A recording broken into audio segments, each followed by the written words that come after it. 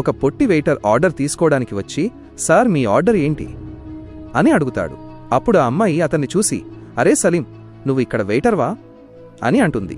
దానికి ఆ అబ్బాయి అమ్మాయి కాబోయే భర్త, నీకు ఇతను ఎలా తెలుసు అని అడుగుతాడు. అప్పుడు ఆ అమ్మాయి, నేను నీకు చెప్పాను కదా, 2 ఏళ్ల క్రితం మా నాన్న ఇతనితో నా పెళ్లి నిశ్చయించారు. చూశావా, ఇతను తన అసలు స్థాయికి వచ్చేశాడు. ఇదిగో చూడు, నా కాబోయే భర్తకు ప్రభుత్వ ఉద్యోగం ఉంది అని ఎగతాళి చేస్తుంది.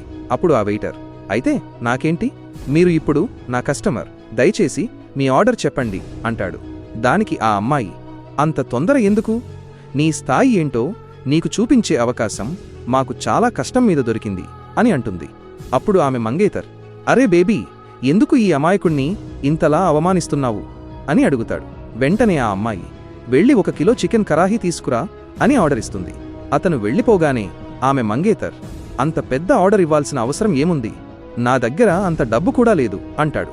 అప్పుడు ఆమె, నా హోదా ఏంటో అతనికి తెలియాలి అని చెబుతుంది.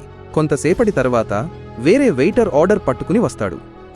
అప్పుడు ఆ అమ్మాయి, ఈ హోటల్ యజమాని ఎవరు అని అడుగుతుంది.